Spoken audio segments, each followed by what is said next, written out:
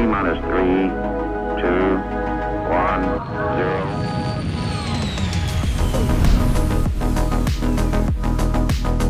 0. Hello, everybody. Hello. Welcome to another episode of the Launch Sequence podcast. Today, we've got a good one. This is a little bonus episode. We don't usually go live, and we don't usually record on Mondays, but we're just about to release the previous episode with Ferrister, and I wanted to get a chance to have a newcomer who's been putting out some content and discovering Star Citizen, and I think has some great opinions that I wanted to share onto the show. So, Ginger Prime, thank you so much for joining me today. Welcome to the show. How you doing? Dude, thank you so much for having me.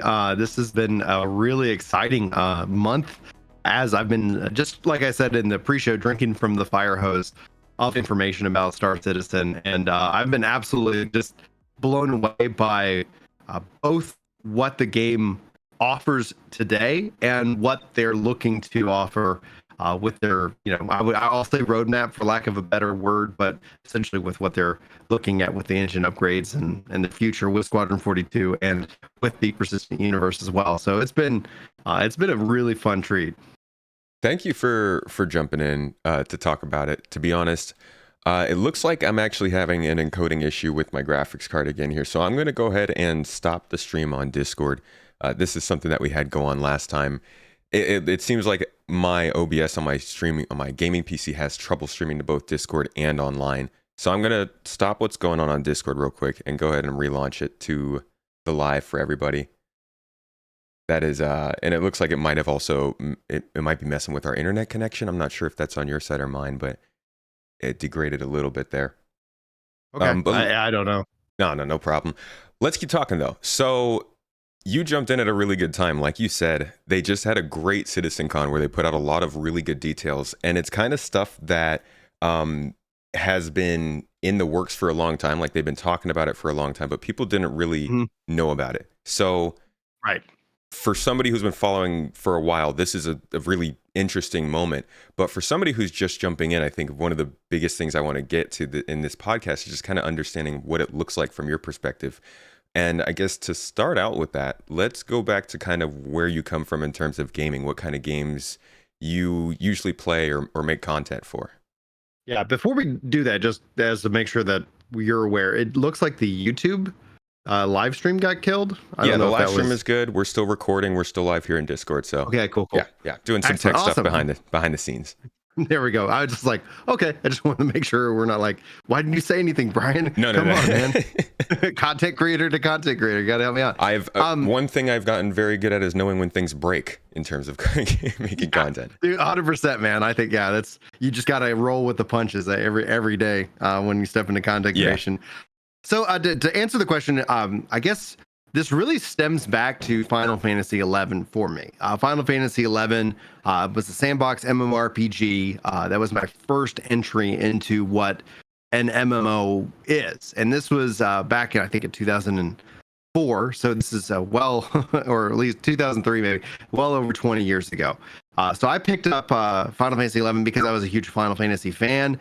And Final Fantasy XI is a brutal game. Like even still today, like I don't think the game is as brutal as it once was, clearly, but still getting set up in the game is a process, and they have never really kind of streamlined that. And the heart wants what it wants, and so I was really, like always, I'm just really connected to Final Fantasy XI. I don't play it as much as I wish I did. I just recently downloaded the Final Fantasy 11 Horizon, private server launcher. And that's where it feels like sandbox MMOs have been regulated to, is into private servers of old classic games that we all were like, why can't somebody just modernize this and really bring this into a new unique vision that really does lean into the sandbox. But after Final Fantasy 11, Final Fantasy 14 came out, and that's when I started getting into content creation. So I created a podcast, and I was like very active about that. And 1.0 was sandbox in orientation, but it was not polished and had lots of issues. And so Square Enix decided to remake that. And they remade it with 2.0 as a theme park based MMORPG of one I wish that I can continue to cover, and always was like, advocating for some feature changes and some things that I would love to see them bring into it, because the visuals The controller support were top of the line. So me, my wife, we didn't have kids at the time.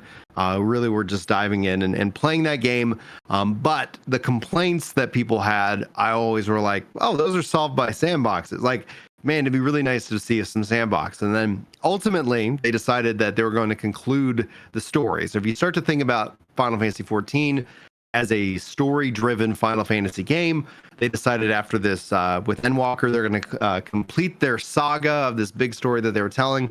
And last year, last October, I decided I was going to step away and retire from Final Fantasy 14 to focus into my family, on my comedy career, and play more games like New World, which I still play to this day, and I really enjoy that game. I just run into time constraints with any video game I play. Yeah. And so that's kind of been my experience. Like when I think about the games that really kind of drive me, is I spend a lot of time in Final Fantasy 11 and Final Fantasy 14, and a lot of time now into New World. But one of the things that, like, with I guess the launch of Starfield, had me reevaluate. Like I was like, because there's all these things. Like the only thing prior to pretty much July 2023 is actually when I purchased Starfield, Star Citizen. But it was all like I was like looking forward to playing Starfield, so I was like, okay, and I was like, oh, you know what? I'll just go ahead and buy this, because the only thing I'd ever heard about this game was it's a scam. Like, oh, that scam MMO, that scam game, and I'm like, so when was that? When did you start hearing about this game ever, like the first time? So I would say back in, I think the funding was in 2012, so I was hearing in 2013 about like, oh, Star Citizen, that scam game. I'm like, okay. All right, like I was just like, I was like, wasn't even on my radar whatsoever. But that's all the messaging that I've ever heard people say about the game. And so over the summer, I was like, okay, well, I'm looking forward to this. And I was like, you know what? Like they had some kind of ad that popped up on YouTube, and I was like, that looks really cool. Like the fact is like that looks really cool. You know what? I'm willing to go and toss some money into the pot, because whether it is or not, like whatever I like it or not, you know what? I'm just going to see for myself. And that's one of the things that I always, liked. I prefer personal reviews over any content creator saying a game is worth my time or not. I'm like, oh, I'll go try it for myself. But I never ended up playing it. I purchased it, and then Starfield content really was popping off. And so I was like, well, I'm just kind of focusing in on that. And then Starfield came out. I went ahead and played that and beat that. And I was like, man, I really like the space games. Like I've always really enjoyed them. I don't really lean into post-apocalyptic games. It's one of the reasons why, like, Bethesda's other games, Fallout, for example, like I don't resonate with that. I resonate more with either fantasy or sci-fi. And a post-apocalyptic wasn't ever kind of a theme like that I was like, yeah, exactly. And so with those two kind of like things, I was like, I never really got into Fallout, but I was like, played Starfield. I was like, oh, that was great. And then I beat it, and I was like, huh. Well, it's like, and then what happened was CitizenCon comes out, and then all of a sudden, like I start seeing people talk about Star Citizen on Twitter. I was like, I own this game. Let me just go check it out and see for myself. And so step into it. And it immediately felt like home, which is to say, like, when I go back to that Final Fantasy 11 route, it's like, oh my gosh, like this game's going to let me fail. It's not going to hold my hand. It's not going to sit here and say, okay, I got to log in and here's the 3 chores that I have to do before I actually start having fun. I've got a lot of critiques against the theme park, and I understand why theme park is so popular and successful. Can you explain that, by the way? Yeah. What a theme park MMO is? So the difference between, like, you have kind of these two mindsets. Theme park is just to paint a picture, is like, if you think of World of Warcraft, it is a quest driven, which that's where you get the majority of your experience. And those quests take you from kind of little hub to hub. And then it puts you on a pretty much a treadmill. So what theme park has evolved into is it's a huge race to level cap. And then that's when the quote unquote end game begins. And then you spend your time chasing more powerful gear that kind of gets doled out over time to try and keep you subscribed. So the player engagement is heavily focused around developer-driven content. Sandbox ends up, in my opinion, is more focused in on player-driven content and their mindset behind that. Does that make sense? Yeah, and so I think that distinction is important for a lot of people, because many people will look at Star Citizen and say there's not a lot of content there, and then other people will Right. look at it and say, well, this is a sandbox, like there's so much content, and that sort of is important for a lot of people when you talk Right. about how much there is to do And in a good game. example, yeah, and a good example of that endpoint is real time travel between points. A lot of games now try to reduce downtime and boredom, but creativity is the cure for boredom. And what you end up seeing is that when you give players that downtime, it encourages more social interaction. It encourages creativity in ways that people can then use to pass the time, and then using that sandbox to create unique experiences that the developers themselves maybe didn't even dream up of. And then you factor in, I don't know how much the team is going to be using it, but now you start factoring in like AI development tools. You could end up seeing that they could kind of really like be able to address things much faster and be able to like bring in so much interesting things just based off of what users do. So good examples of EVE Online being a sandbox and MMO where you have these player driven orgs and battling themselves out. And then meanwhile, let's say for me, like I'm busy, I got a busy life, I have a large family.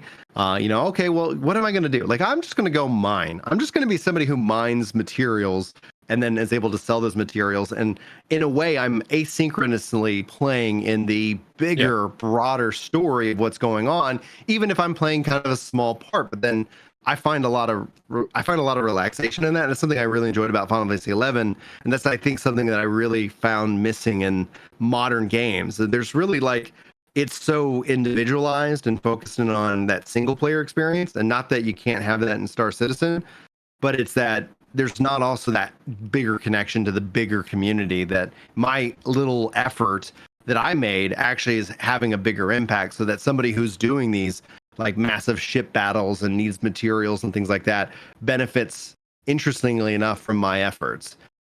Okay.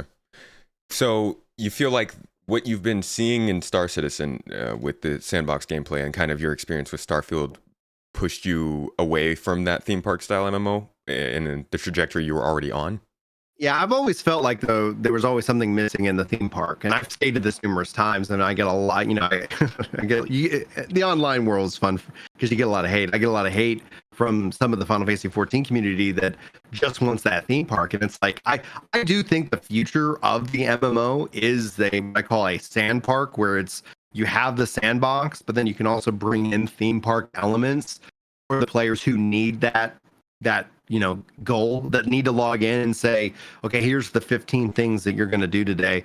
Like I get why those are like why theme park has quote unquote won in terms of just player engagement population, and because those models have all been designed off of volume and volume of players to be profitable. And that's one of the things that I think Star Citizen is set apart by, because I've always said that I hear gamers saying that they want a sandbox MMO, that they want like PvP and they want it to be like a dangerous game, but then they never show up for those. So anybody who makes it, and then I would always see somebody make up an excuse like, oh, we said we wanted that, but this game, they messed up on this one thing, so we're just pulling and withdrawing all support. But here we are, and I'm going to say, I guess, year 11 of Star Citizen development. Yeah, just as about. I continue to, yeah, and there is still continuing support. And then, like, as I step into it, it's like, yeah, there's an interesting history, but for me, I can't share that history. What I'm hearing right now, what I'm seeing right now, like, it is, I think, truly something that I'm like, I think more people need to pay attention to what's going on over here, because this is different.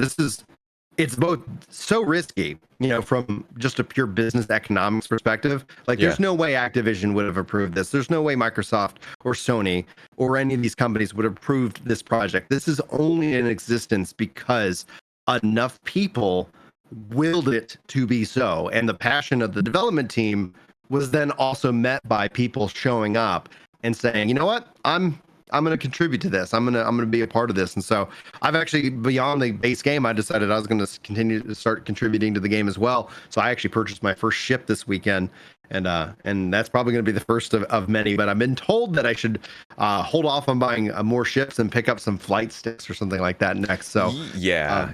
Yeah. If when it comes to getting into this game, I would say the best advice is get yourself a starter package, and then anything that you want to put more towards that experience would be better spent on peripherals than ships. I mean, obviously, everybody wants to kind of have that particular ship they really like, and there are progress wipes in this game being an alpha state, so like it does get annoying having to work back towards a ship. Some people really like it, some people love that experience, but yeah. I definitely Because say, then like, you can make it a mini game where you're like, how fast can I do? Like, what's my optimal route? And then I'm going to do this. Or I totally 100% agree. yeah, one of the problems with the game is that it's so hard to find a meaningful progression, because reputation being the main progression just isn't that developed. So if you have all the ships that you want and all the weapons you want and all the armor you want, it's like, well, I'm just basically doing stuff to do stuff. And a lot of people like having that drive. Yeah, exactly.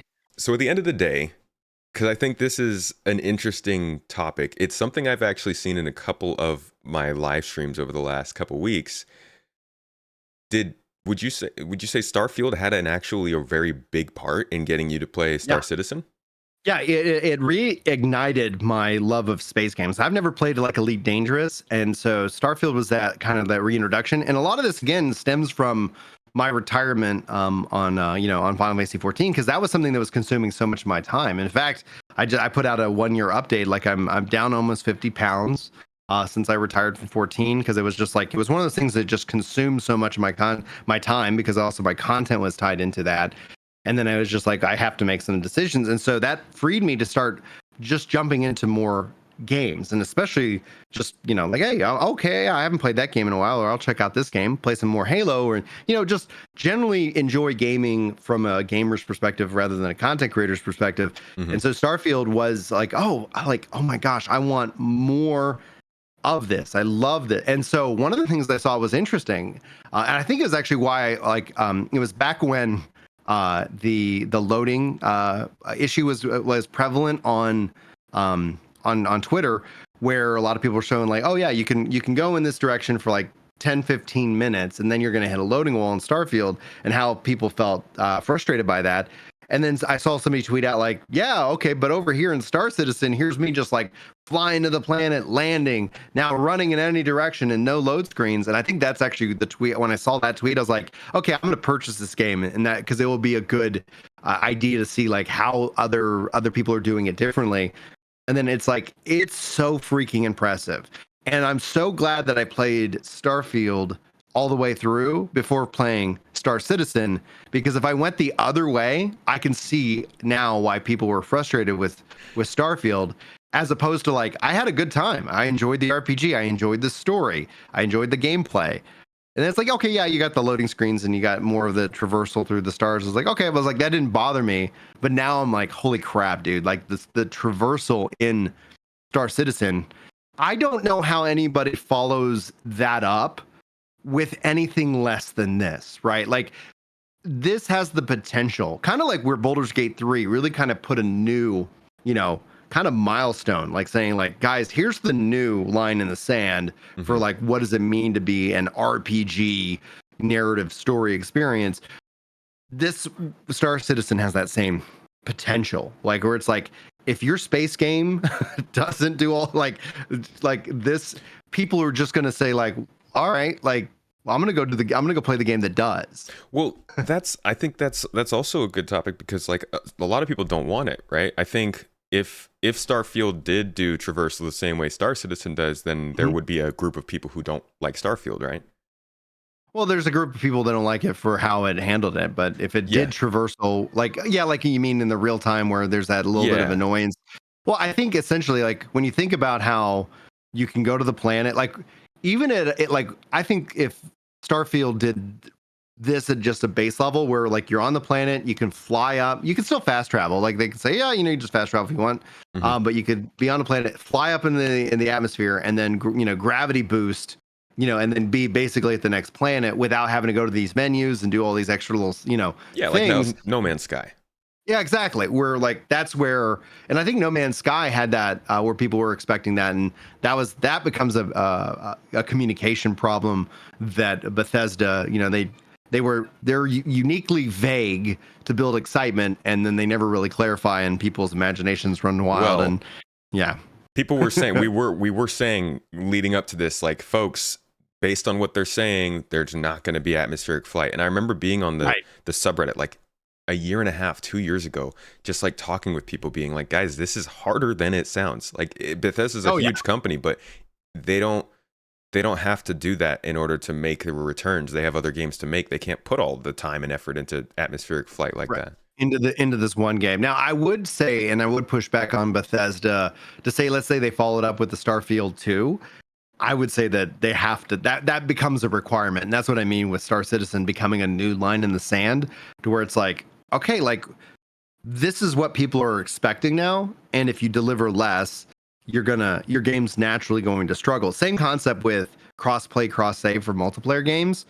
You're going to launch on a console without like connected, connection to the PC version or whatever. Your game's going to suffer now, because what ends up happening is friend groups are going to go, oh, let's check out, oh, we can't play together. Okay, well, let's stick with the game that we already are playing, because you have to, it moves that, the requirements forward, in a good positive way, right? I think gamers win when things become kind of really established and say, this has got to be like, and that makes some challenging game developments much harder.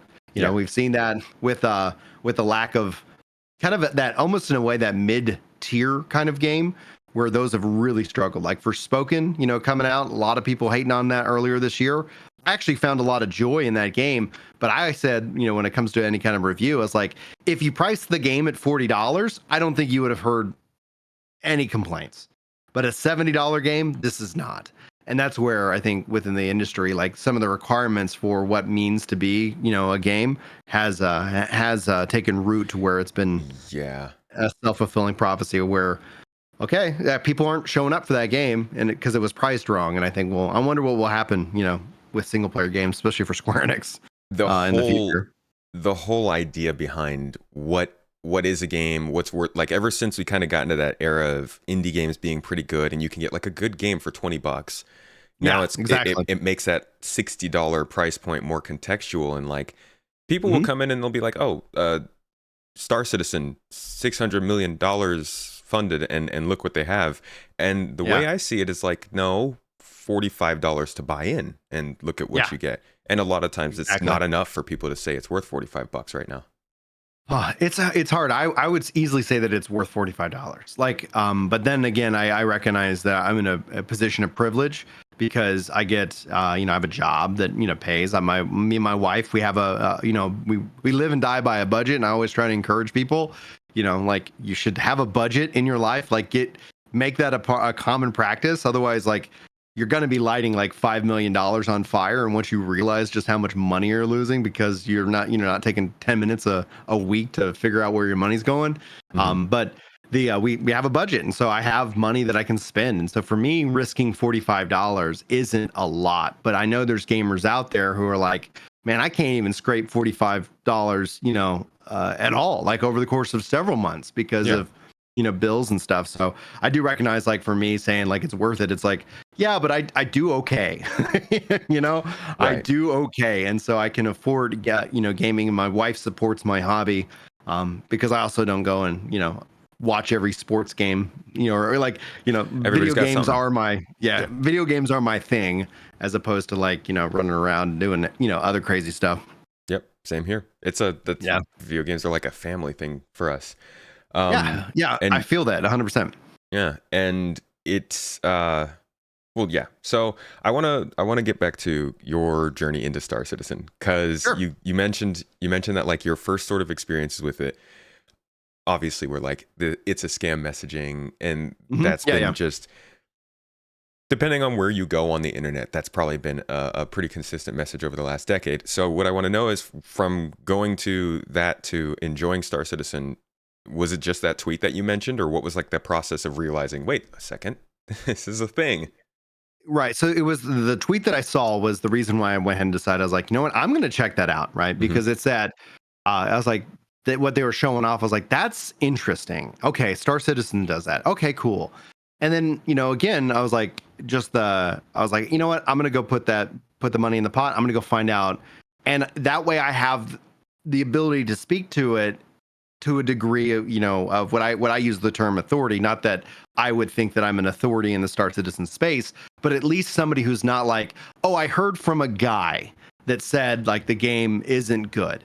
I'm like, no, I played it and I was like, here's my thoughts, here's my take. So it gives me that ability to speak to it. Cause I really try to, from a content creation perspective, to lean into like the idea of integrity, because one of the things I feel lacking with that is, you could throw a stone and find, any content creator you want. But what I find typically lacking, and I understand the business of content creation, is that it's like, I'm willing to let people unsubscribe. And I see this where a lot of content creators are afraid to speak about certain games or cover any kind of news in a negative or positive light. And then you kind of see obviously the drive for sensationalism driving it in. And it's like, I just want to be somebody who's like, yes, I've actually played Star Citizen, and yes, this is what I think about it. So I was like, I'm going to check it out. It's going to be on my list. And then time just got away from me. And anybody knows, if anybody out there who has kids knows, like,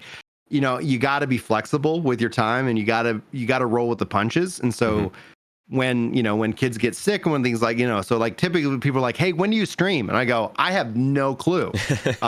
Until like maybe day of, where my wife's like, hey, things are going good.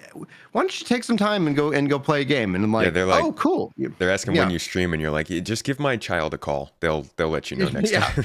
Like we got, because like, again, like for me as a dad, it's like the one thing that I want to make sure that when my kids decide like whether they want to hang out with me or not when they're adults. But one of the things I want to make sure that I'm never looking back going like, damn, I should have spent more time with the kids. And so they come first every single time. But then occasionally, like they take naps or they go to bed at night, and so it's like, okay, yeah, let me, like, what do I want to do? That's, kind of my thing. And so that was the purchase moment. But then it was the CitizenCon, the event and the squad. Like I didn't see any of the trailers, but all of a sudden people were like, oh my gosh, Star Citizen, CitizenCon, this is really cool. And I was like, okay, well, I have the game.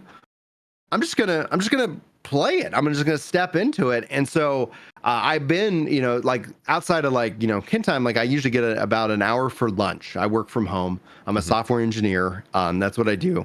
And I was like, oh, I have, I've been doing these things occasionally, like maybe one a week or maybe one every other week or two. Where I'd call them lunch and loots, where I'm like, it's an hour. I'm going to schedule the stream. I'm going to take my lunch break and I'm just going to play a game. And so I scheduled, I was like, oh, I really like all this stuff is going on. I was like, oh man, I really want to check out Star Citizen. I really enjoyed Starfield, stepping into space game. Let's go. And so then I just did a lunch stream, and dude, the game was so intense because I was like, I don't, how do I do this or how do I do that? And I love that. Like I really enjoy that. Like the game wasn't holding my hand.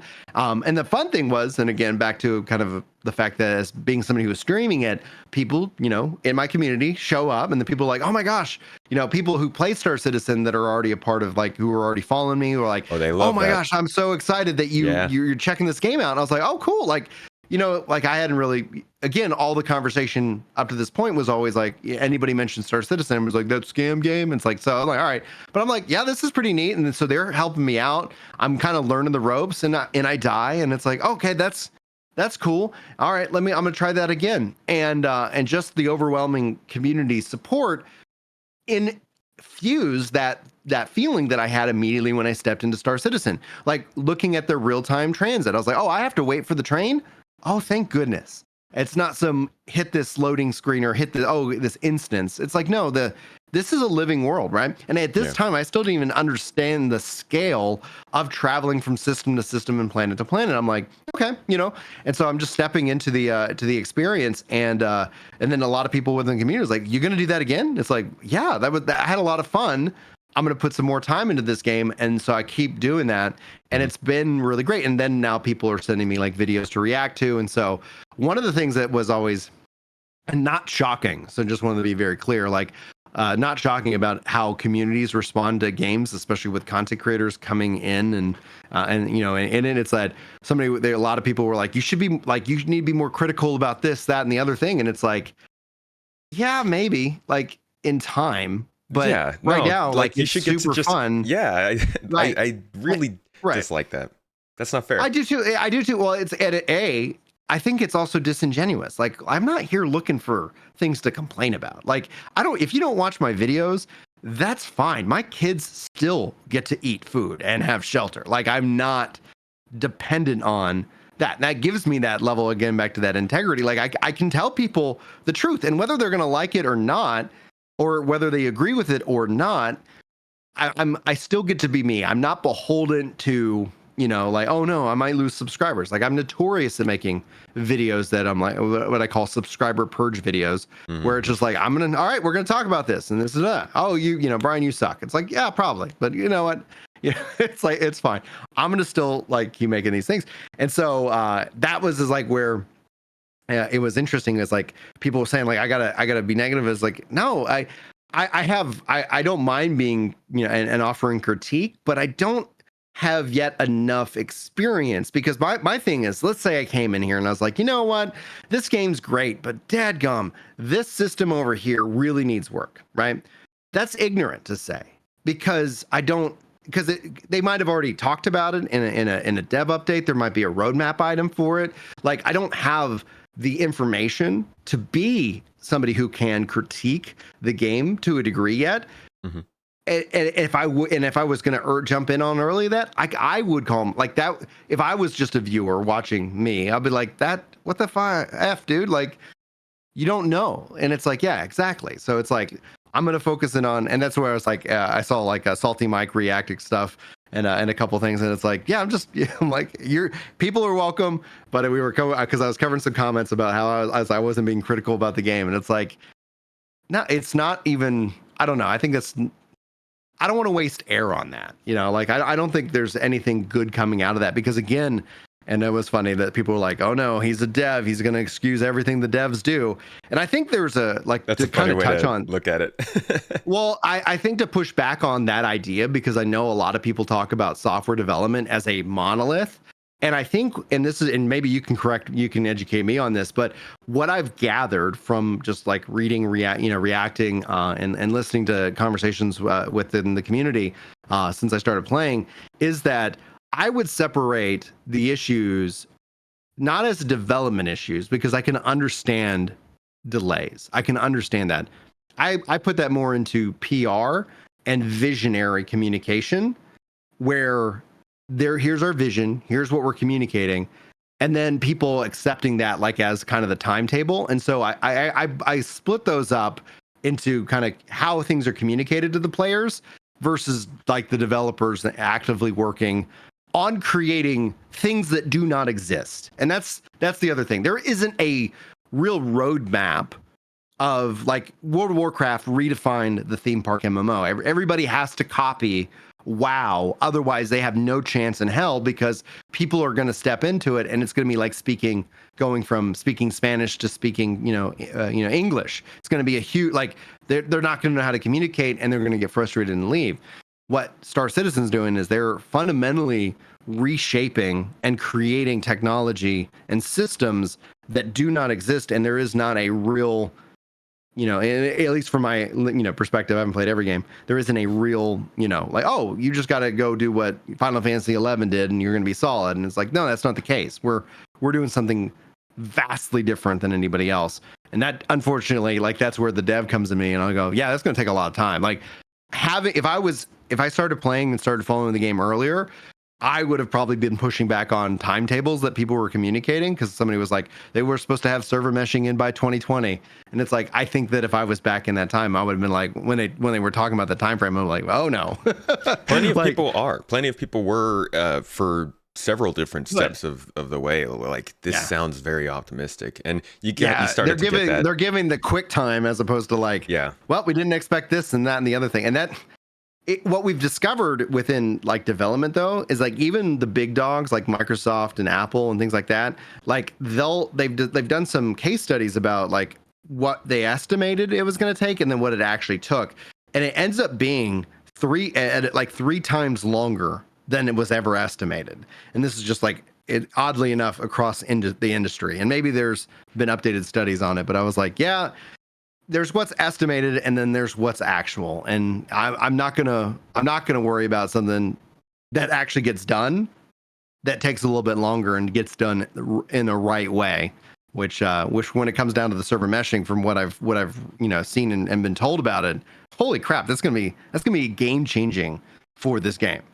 Oh yeah, it'll be a big deal for this game, and really the hope is just that it allows this game, like, it doesn't have to be something that makes this game specifically different from every other game. It just needs to make the concept of what this game is work, and yeah, we've been waiting for that for a while. Yes, that's what I hear. That's why I'm like, I feel like I almost got it in the perfect time. Like, I'm like, oh yeah, hey, cool. Oh, it's here. Great. So that's the thing. And that's kind of what I'm getting from this talk is like, this CitizenCon was easily their best single investment in marketing throughout the entirety of this thing. They've always done CitizenCons and they've always had problems. This year, there was nothing that I could see as a problem. There may have been some things that they announced maybe too early, maybe some things that were missing. But on the scale of like back in 2017, for instance, they sold land claims, which were associated with buying land in the game, which still isn't in the game. That was not a great look. But like this year, nothing like that. It was all positive.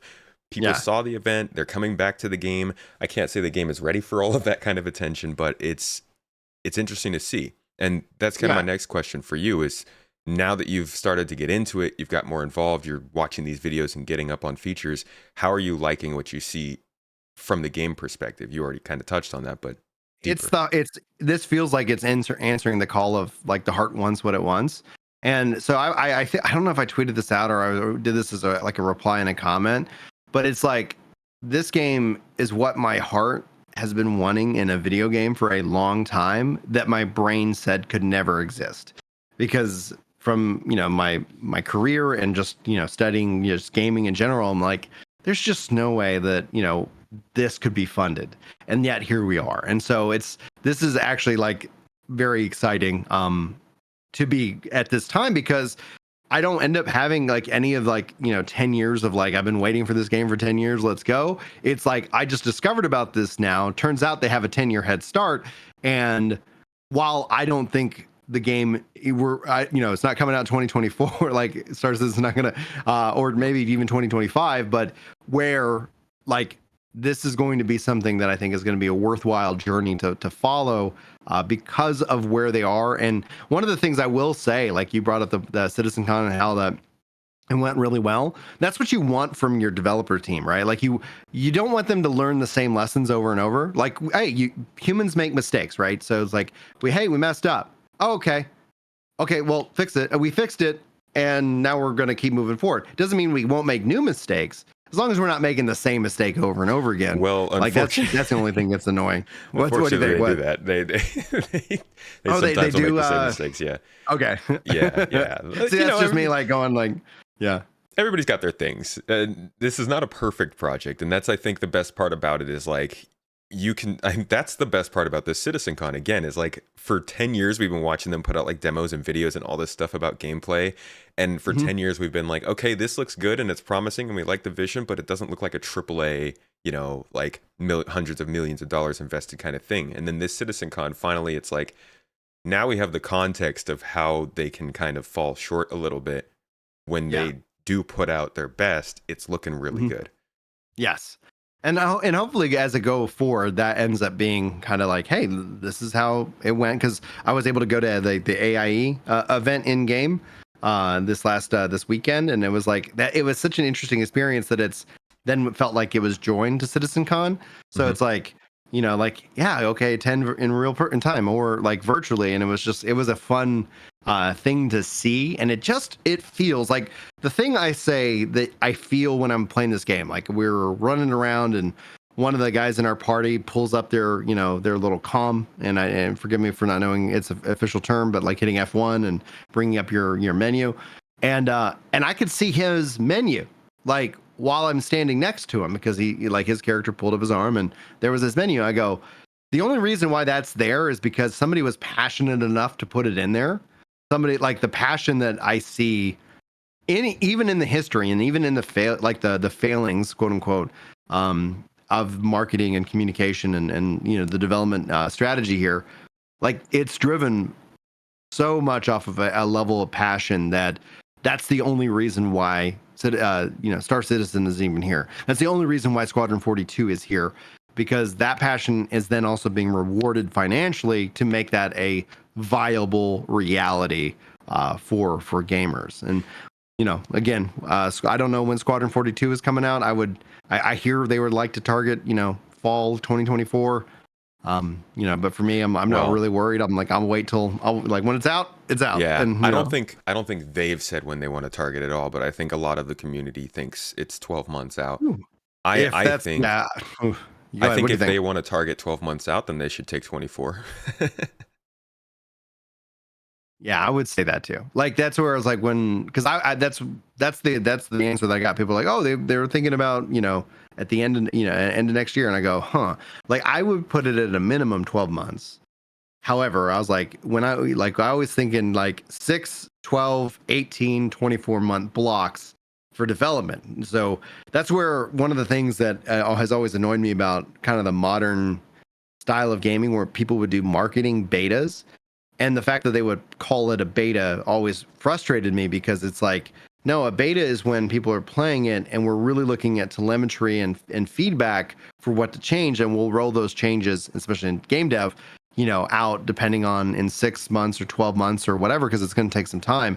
But then the game launches next week. It's like all you're doing is a stress test, early access stress test. You're not doing a beta. And that's where it's a demo. And that's where I think a lot of marketing has muddied the waters and caused a lot of frustration that wasn't necessary within gaming. But that's where we are, and that's the beautiful thing about Star Citizen being an alpha, and remaining so. You hit that agree button. You're like, hey guys, it's work in progress. That's you agree. That gets to be a touchy subject as well with this, and it's the idea of like, yeah, I backed an alpha, but how long is it going to be an alpha? Like what's going to be included, all that. There's a lot of those details. But you being so fresh into the game, we've talked kind of the feeling behind the game and the project and everything. How about actually playing the game? Because I'm sure you can tell that there are some systems that are like more alpha than others.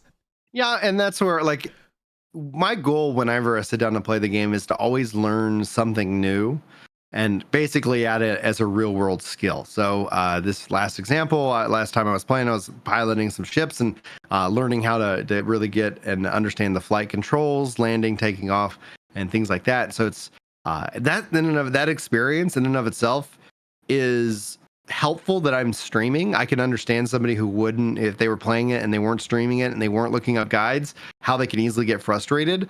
But from my experience playing it, I like failing, and I like when games let you fail to teach you about a system, as opposed to like basically making, if you think about bowling where you pull up the bumpers on the side. So it's like, yeah, I'll never go into the and throw a gutter ball. It's like, no, let me crash the ship and and go down in flames, because that actually reinforces the reality and the rules of the game, as opposed to making it something soft. So the fact that I got to eat food and drink and hydrate. The funny bug, I remember when I was like, well, how do I eat? And I found that they had some Gatorade that filled me up and also gave me that's nice. Gave me hydration. But it was like I was next to pizza, and and chat was like, well, pizza's coming in a future update. And it's like, yeah, okay, I can see how like I can interact with this, I can interact with this, and I cannot interact with this.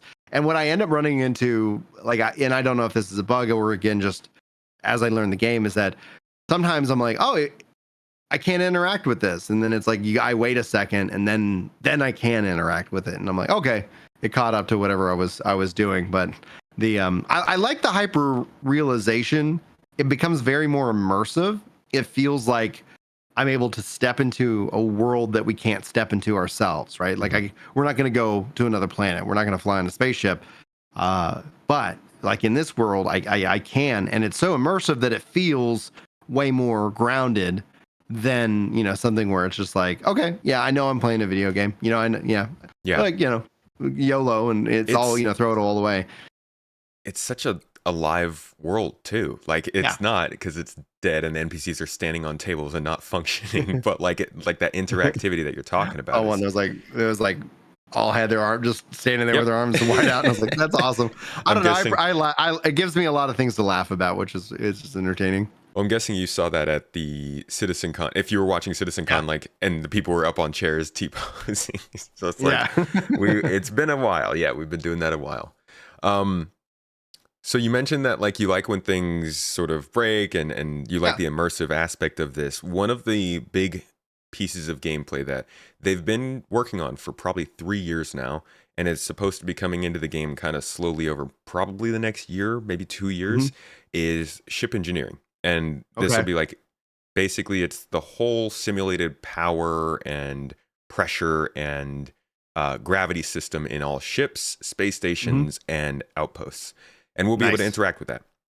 So one of the things they're bringing with that is the idea that your ship, you have to maintain it. You've got to, every once in a while you might have to get it repaired or just make sure you're not abusing it, or else it might start having glitches and malfunctions.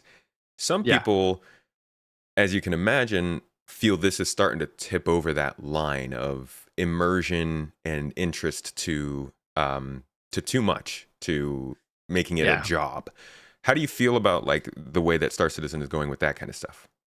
So again, not trying to speak from like, oh, this is what this is how it should be, but the way when you describe that, like I like that, because those kind of systems mean that money has value. When you start to devalue currency, you end up taking out the natural player driven incentive to do various different things, right? So all of a sudden there's the like wear and tear and repair. Now, should it be as meticulous as like where you want to play? Like, I think that what you could do is you could give somebody the ability to manually do this, or what I would do if I was designing the game. It's like, oh, or you can, there's an AI component that's going to help you, kind of automate some of the stuff for you, but there's a cost to running that as well.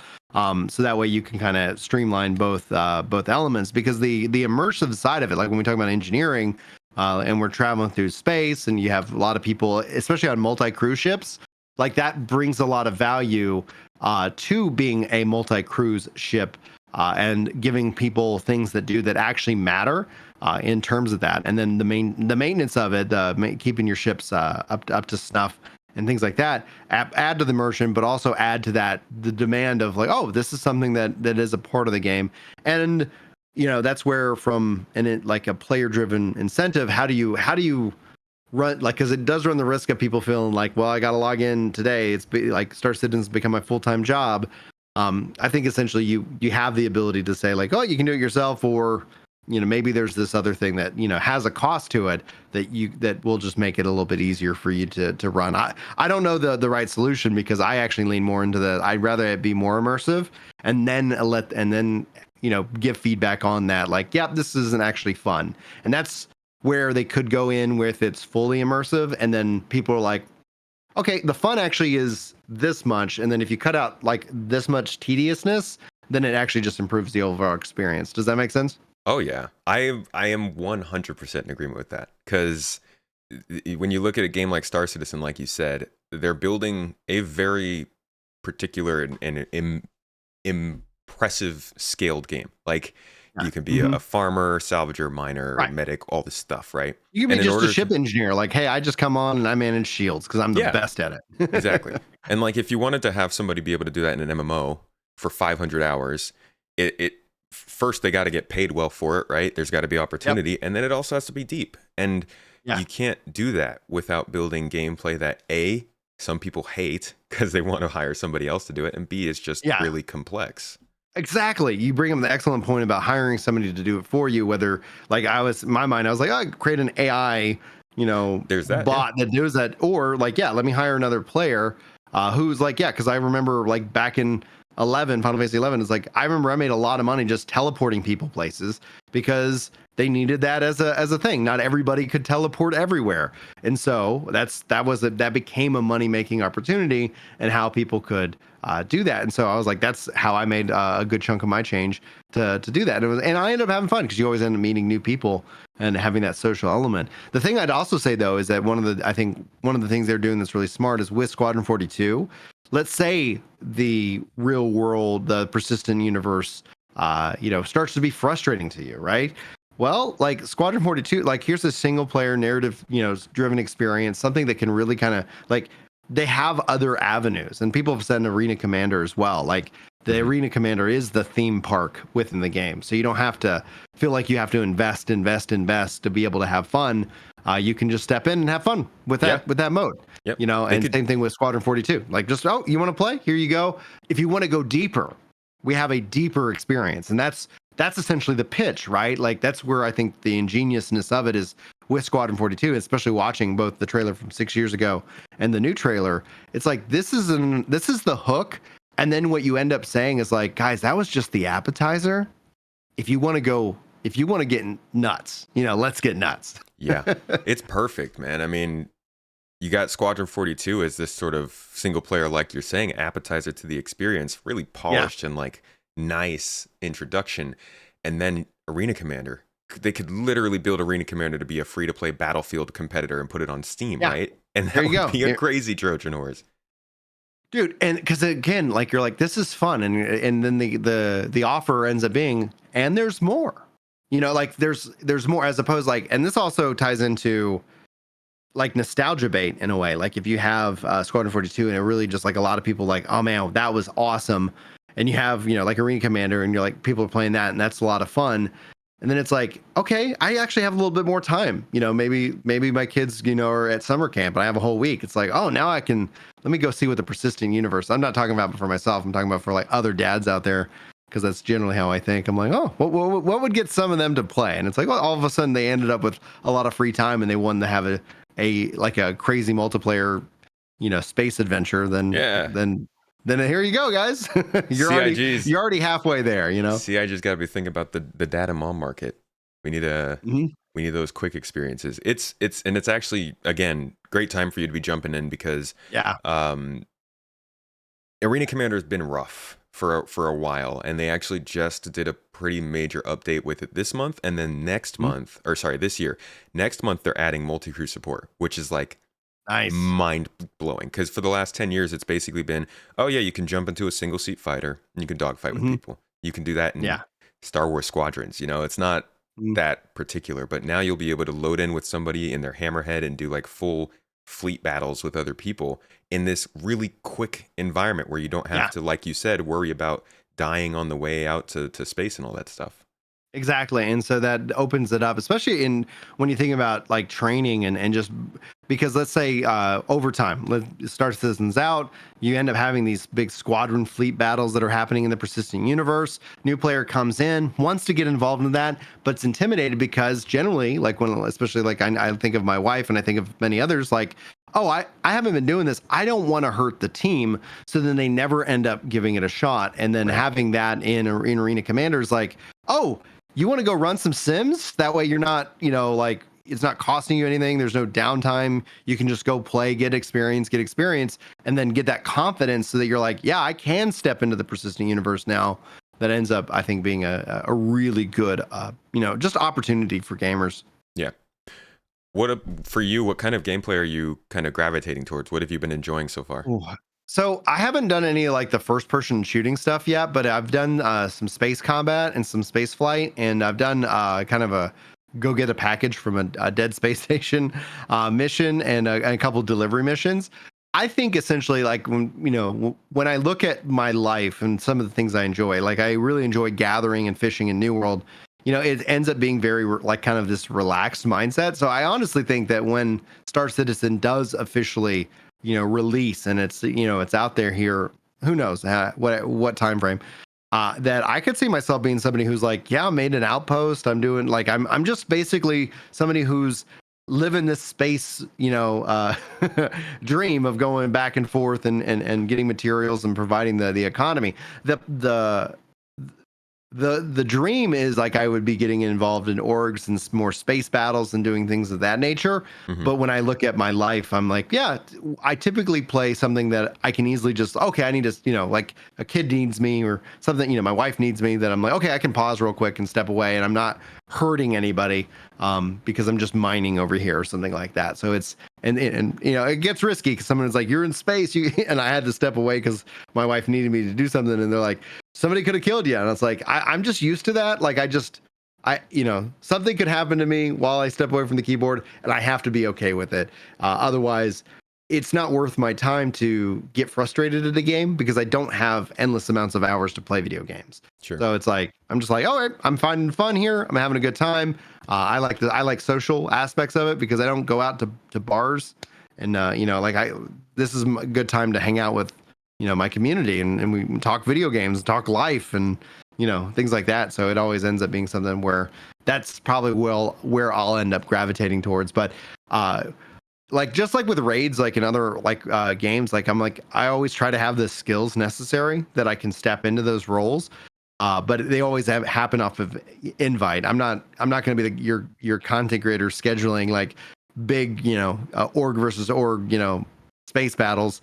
Just because I've got so much in my life that's already scheduled that it just that doesn't appeal to me to set that same kind of connection into games. There's going to be, I think, a pretty significant difference between the multi-ship, small-scale kind of stuff and the larger. I almost said Canadian. I saw it in chat. The capital ship gameplay, because they've taken a long time to get around to capital ship gameplay, but they're now starting to emphasize that, like, if you want to go out with a group and do all this stuff, it's going to be different. In terms of missions, can I suggest a couple for you to try?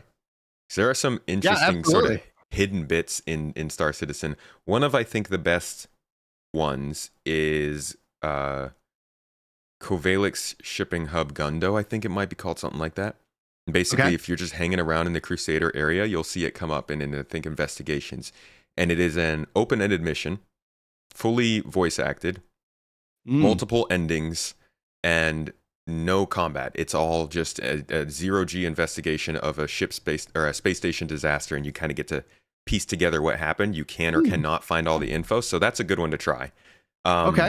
And then I would also check out the the 890 jump boarding missions are pretty good. Those are around ArcCorp and Microtech. And chat, you guys got any for them? I think.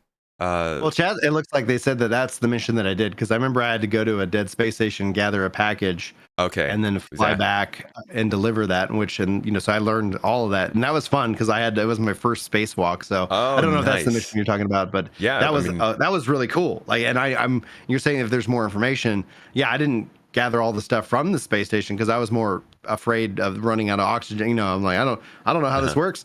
And obviously learning how to navigate in zero G. And I also saw Zero saying like I should get my older kids to man the ships. And yes, that is absolutely a plan as they get older. Right now, my oldest is 9, and so we've been introducing her to more complex games.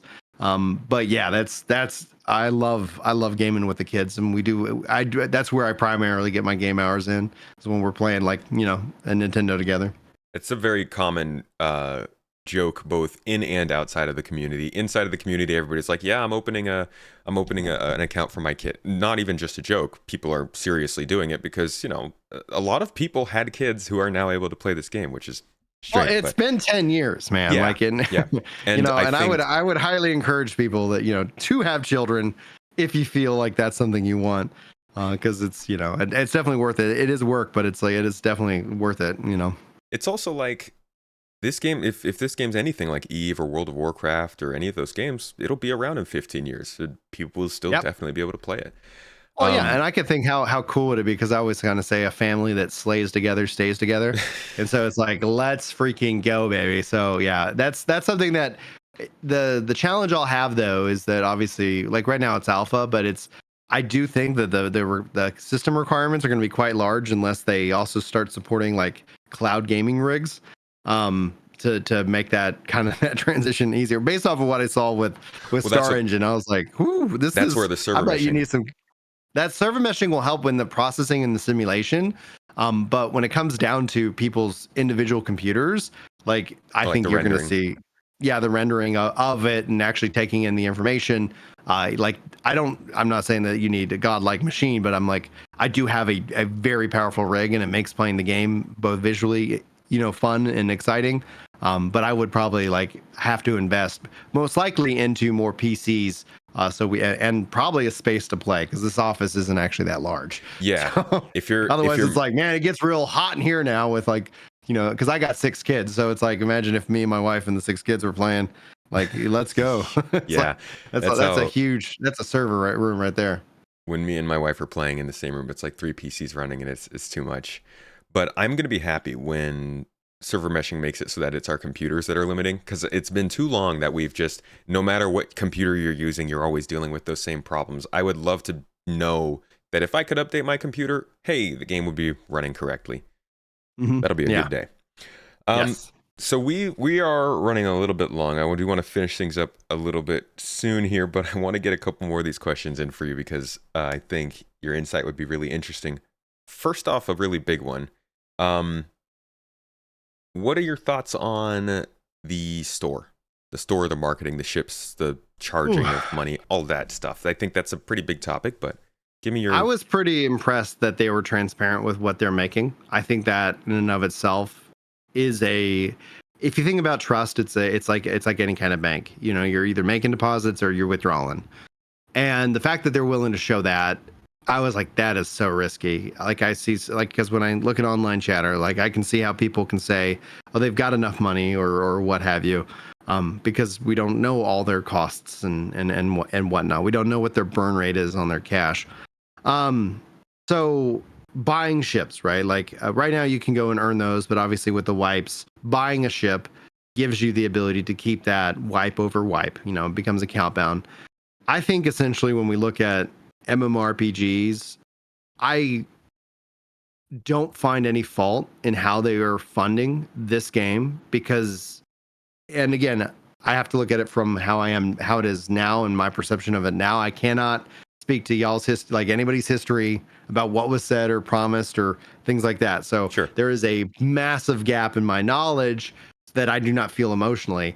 But my experience with purchasing a ship, the fact that you can do these little tricks to kind of get and save a little bit of money on these upgrades, I feel that I am helping to fund the game development, and I'm getting something for that.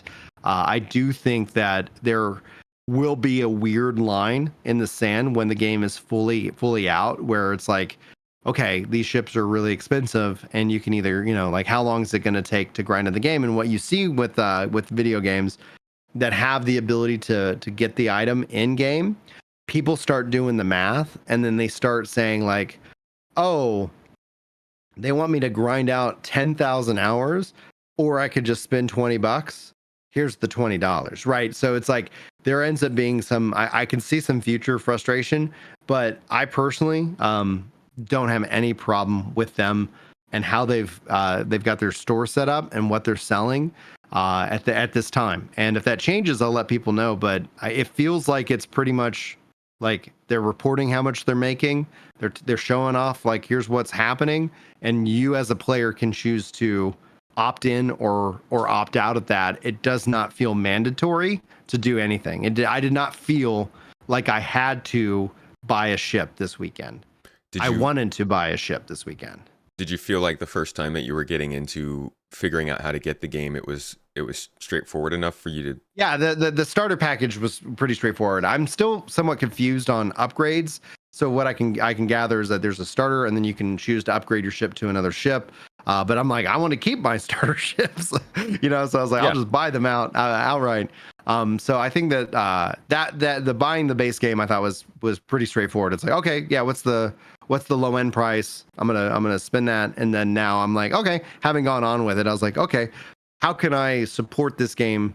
And how much money do I have? And that just comes down to the budget. So that's where I always kind of go back to. It's like, I know a lot of people have, out of control spending habits, and that generally leads to more online frustration. But, set a budget, and if you're not happy, don't spend money. And if you are happy and you want to support, spend money, but I don't feel like any point in time they're like, Brian, if you want to have a fun experience, give us this money. And it's like, no. They're inviting me, and then so I like that approach. It doesn't feel heavy-handed. But maybe other people disagree. Well, I can only speak for how I feel right now. No, I think I'm mostly in agreement with you. The game itself is pretty accessible for the base price. I mean, it's almost completely accessible.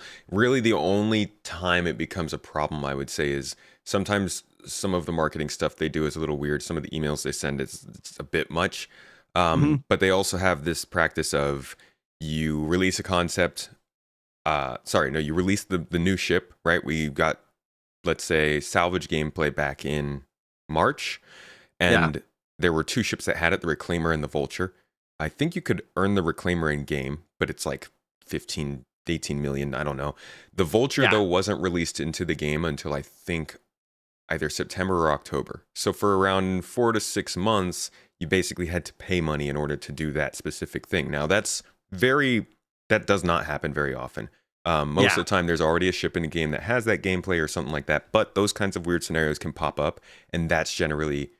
they add up, and it starts to get people. That's one of those like withdrawals of trust, because it's like, okay, so that's where it's like, yep, that's I could see how people are frustrated. I think I'd be frustrated if it was like, oh, but I want to grind that out, and it's like, oh, you gotta wait. It's like, oh, come on. So there are some annoyances there, and at the same time, I think there's always going to be concerns about how this ends up going in the long term. Like I definitely see a ship problem in the future, because it'll be interesting. You'll have to pay for your ships, right? You have to pay for their storage, you have to pay for their hangars, you have to pay for their maintenance, or you can just leave them and not fly them. But then it's kind of like, well, why did I buy them? And a lot of people have bought dozens and dozens of spaceships that in the future could end up being a problem for CIG when there's anger when they can't use them. So I think there's a lot of questions and unsurety surrounding the ships and the ship sales and how that all will factor into the game long term. Yeah, and that's going to be something that they need the team needs to make sure they communicate, figure out, and have a plan for that, so that you're not sitting here going like, because one of the things that I know I want to save up for is I do want to get the Reclaimer. It's like this thing is insane. Like this is so cool. And so it's like, but that's going to be neither here nor there. We got plenty of time. The Reclaimer is beautiful. Oh, it's so cool. Beautiful, man. I rented it. I rented it and got to fly it this last weekend, and I was like, it's insane. And I like how different ships feel differently. So it's not like, oh, this flies like every other ship. Nope. So I was like, this is cool. You have any favorites? Well, I haven't flown that many. I was lost in Walmart. He's a part of the community. He had a 2-seater, so I was in the gunner position, and he was flying, and I don't unfortunately know what ship that was, but it was cool. Like, it was really fun to be able to like load into the turret and just be able to like, that's all I'm focusing on while he's flying. And then I have, I guess, my starter ship, which is pretty straightforward. Aurora? I believe so. Yeah, I gotta get you in with our org and show you some of the different ships and stuff we could do with them in this game. We'll have to set something up for that. Well, I agree. That sounds like a lot of fun. I was like, because also rocking around AIE and seeing all the different ships that they were showcasing, and the new one that they just added, I was like, oh man, I don't have it in the budget this month, but I think I'm gonna have to. I want to purchase that new one that looked very alien-esque, or something like that. Yeah, the Suilin.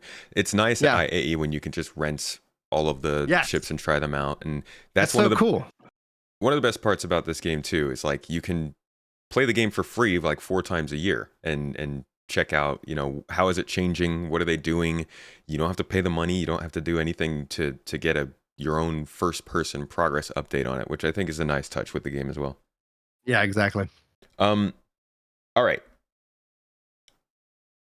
Last couple questions. How does covering this game differ from your normal kind of content like Final Fantasy or other types of games? I've done more reactions. I usually don't do reaction content that much. So I've done a lot more reactions because people are like, oh, and the nice thing about that is I've reached out to the different creators. I'm like, hey, can I react? I try to, because I have like very strong views on reaction content, because having been somebody who creates videos and gets reacted to, I know that there is a massive diminishing return over time. So whenever reaction content's discussed online, there's people who are adamant defenders of it, and I think the solution is a YouTube solution. YouTube just needs, because YouTube already has the solution, and it's for the big companies and it's for the shorts, and it allows you to link your video to that one. And if they ever gave that ability to link like source videos to reactions, then I have no problem with reactions at that point. So I try to be very mindful of anything that I'm reacting to, because I know what it's like as a creator to get reacted to and see your video just get crushed once that reaction gets posted. And there's nothing you could do about it unless you want to become a pariah within the content creator community. And for me, I like doing content. It's a hobby, and I have no plans on becoming somebody who's like, well, it's all about like those strikes and stuff. And I don't like how that's the only option creators have right now. So hopefully YouTube steps up and makes a change. But so you've seen more reaction content, which is nice because a lot of the stuff has already been out for plenty of time. So that always is good. So that there's a enough bandwidth that happens. And a lot of people said, especially in reacting to the news and information, and it's like they get to go to and watch CitizenCon again, because now they're going to see that they're my reaction to the news, and which is fun. But content wise, I'm gonna keep doing my lunch and loot streams, and hopefully a weekend stream. I still want to play and finish like Final Fantasy 16, so I still like weave in and out of different single player games as I always got to play what I want to play.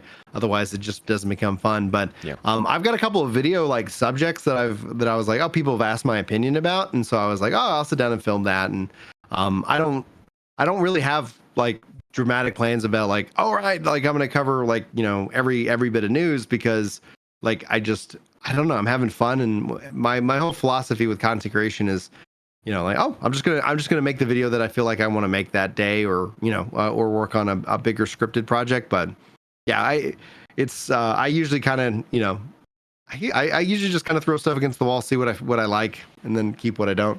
Keep what I like and throw away what I don't. Nice. So you're looking to keep diving more into Star Citizen. You think you'll still stick to sort of general content in other games, but I don't, I think variety is a really important thing, especially as gamers. And one of the things that I see a lot of content creators do is they focus in on where their growth is coming from, and then they feel like they end up getting trapped. And it's that, no, like I'm still going to talk about other games that I'm interested in. I'm still going to play other games. And I'm still going to keep playing Star Citizen. So it's not like, I think, and again, I know variety is a very hard thing to grow as, but I'm not trying to be a content creator who grows. I'm just being somebody who's like, I'm going to talk about this. This is important to me. And I'm excited about this. I'm going to share that. And if people want to respond to that, then they can respond to it. And if they don't, that's perfectly fine. Again, my kids do not, their well-being does not rely on my video performing well. And so I have that level of freedom, where I know there are big content creators who do not have that freedom. And they've told me like, man, I wish I could sit here and, talk about this or do this, but I can't, because I know I'm going to lose subs. And it's like that's their importance. And I'm like, no, I think it's about being honest and having fun. And so like you'll still, like, if you do check out my content and channel, like I'll post on different games, like whatever, like I want to, in that regards. And I try to like hit a couple of different topics each week. And I like to sit down and look at the comments and see what people are talking about on the videos, and then craft that. And I try to like, again, I'm bad at like publishing any kind of schedule, but I try to communicate in advance as advanced as I can. Like, okay, because like I remember somebody was like, I'm looking forward to your next Starfield video. Star Citizen video. And I was like, oh, cool. Yeah. Like right now I'm thinking that's going to come out on Friday. And it did. It came out on Friday. So it's like, it's like if you're like, hey, when's this, coming out? You just got to either check back on the channel. You got to hit notifications. Or if you're in the Discord, you'll get pinged for whatever role like you're following. So like, if you're not interested in New World and I post on New World, like you won't see that notification. But if you are, then, oh yeah, like I didn't watch Brian's, video on this, but I'm interested in that. So we try to set it up that way.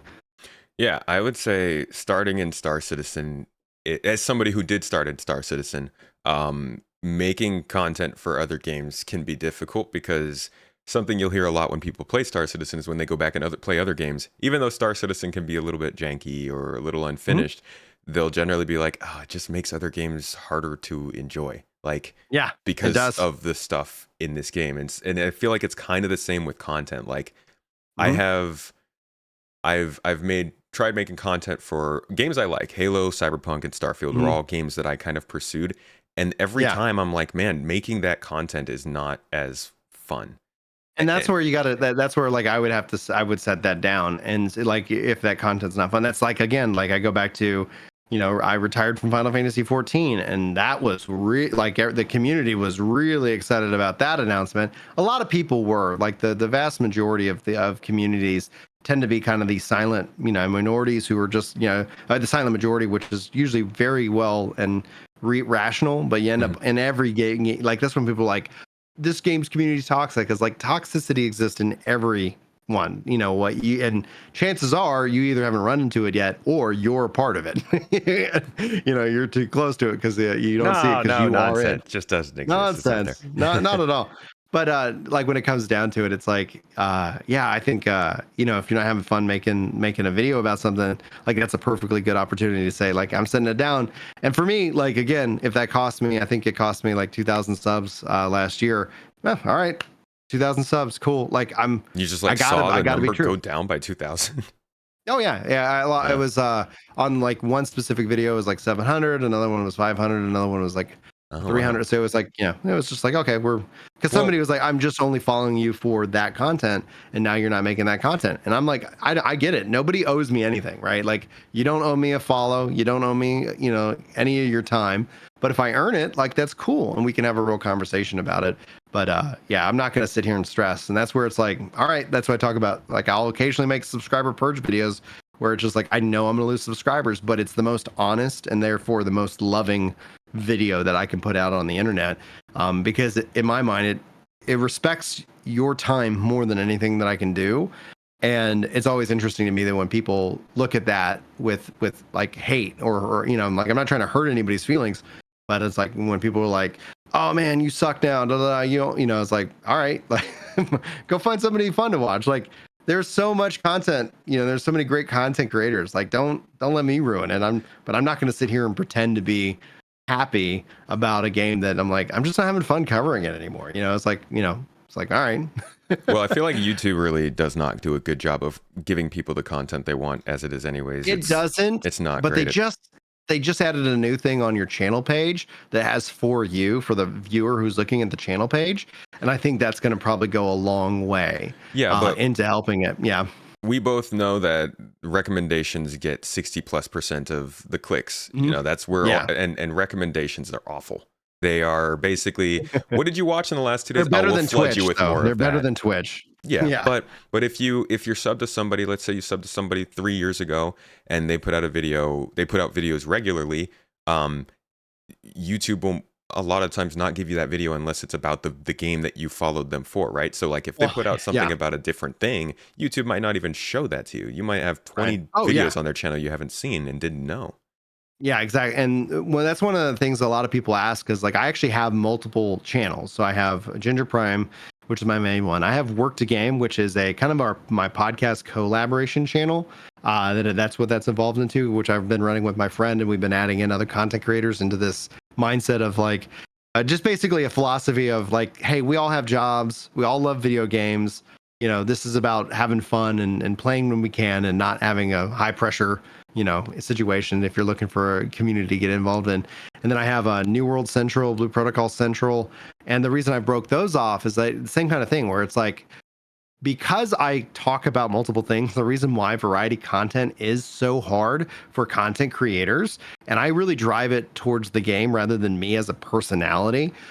Because I'm a stand-up comedian. I'm very offensive. I've got a lot of offensive humor. I have a lot of non-offensive humor. Like it's just that, like I get that I'm an acquired taste, so I try not to make it about me, and I try to make it about the game, and then just kind of covering the game in a way that I wish I would see more people cover games, and not that they don't. It's just, you're right. YouTube might not even, that's why the best thing you can do for a content creator that you like is actually share out their content with people that because that in and of itself is the best recommendation system, hands down.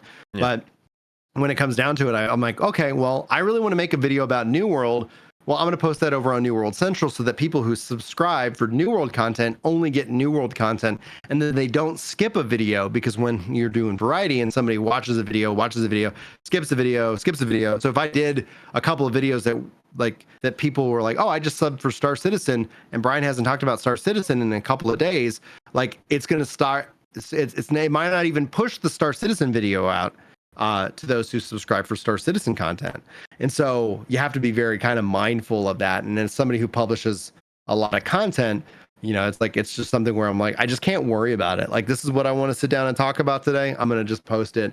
And that's where, when people get involved in the Discord, it means way more, because that means that they get the notifications that they actually really care about, versus, that's why, versus me trying to, I don't do it, but that's where you see, when I see content creators who go full time start to sensationalize their content, it's because if they don't, and you don't click on the video, they're going to get punished for it, and they know that, and they're looking at the numbers and the math and realizing they're not making enough money for rent.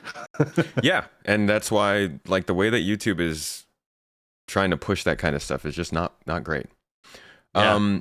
So that, honestly, that about wraps up our time here, I think. I don't want to take too much more of your time. I'd like to thank you, though, for coming on to talk about your experiences with the game. It has been a good time to join, as we said, and CitizenCon has set us up for some good stuff. Is there anything maybe that you've seen, like new upcoming features, that are like the most the engine upgrades and the UI? Yeah. It's weird. Like, one of the things I've complained about as somebody who's like, I've got really good vision, but people were like, oh, you missed that notification, or you missed this. And it's like, I'm actually not, I'm looking at it and I'm not seeing it. And so the new UI updates with the kind of the menus and the fonts and how they're doing stuff, I was like, I can see that. So watching that piece of it, I was like, oh my gosh, that, oddly enough, is the thing I'm looking forward to more than anything else, because that means I'm going to be able to see things just a little bit more clearer and have an easier time with that. And then they showed off the inventory as well, and so I was like, it's crazy, but that's where I was getting the most excited for, was this quality of life features. Yeah, the quality of life is freaking great. Our life has not been, like, super, it wasn't quality content. Oh, yeah, man. It wasn't content, it was quality that they got me. It's like some of the things, it's fun to tell people, be like, just 3 years ago in this game, we couldn't even send money to each other. Like, the inventory wasn't working until 2 years ago. Like, it's funny to look at how recently significant things came into the game, and just how much of quality of life is just starting to become more of a focus over the last year. Yeah. So good timing, man. For anybody who wants to check out any of the content we talked about over the course of today, or see more of your stuff, where can they find you? Well, you could primarily start with Ginger Prime on YouTube. It's like if you do the tag at Ginger Prime Gaming, and that essentially just opens you up to any of the other content I make, whether it's comedy or what have you. So if you start there and just kind of check out what you guys want to check out, and hopefully you enjoy what you end up seeing and hearing, and get involved in the Discord, which is linked all in my description of all my videos, if you're interested in playing together or hanging out, etc. Just I always try to remind people, is like, it's like, I can't commit to a streaming schedule, and that makes my streams both fun, but also they tend to be anywhere from 1 to maybe no more than 3 hours. So I try to schedule those in advance. But just note that I don't know when the next time I'm streaming is. It could be tomorrow. It could be next week. Yeah, I think everybody understands that completely. Streaming is insane. Trying to set up streams and make them work on a schedule, especially with everything you have going on in real life, is nuts. So I don't think anybody blames you. Yeah, and that's the thing. It's like, this is about fun. We're having a good time. If you can hang out. If not, no worries. Like, I never want anybody to feel pressured to, no, I get it. Like, enjoy your life. Find things that give you joy, and do that. And if for some reason we align, for a schedule once in a while, awesome. If not, hopefully soon. All right. Well, folks, all the show notes for Ginger Prime will be linked down below, all of his links will be linked down below in the show notes. But as always, you'll be able to find the episode posted probably in the next couple of days. If you're watching this after the fact, then you found it. But it'll be on YouTube, audio platforms, or wherever you get your Space Tomato content normally. Maybe like a pigeon delivery. I don't know. However it happens, though, happy to deliver. Thank you again for joining us for this little bonus episode. We'll have our normal episode out again next week, and also our previous episode just came out. Ginger Prime, thank you one last time for joining me. I hope you've enjoyed the show, and we can do some more content in the future as well. Yes, that sounds like a great plan. And thanks for having me, and thanks, chat, for hanging out. I really appreciate all the different messages. Lots of positivity, which is always really refreshing when people are this excited about like what's to come with the future of this game. Oh, it's great. That's the best part. It's just positivity, passion. Guys, sorry about the camera and some of the audio stuff. Just a little bit internet connection problems with this one, but should be good all in the recording and next week. So I'll catch you in the next one.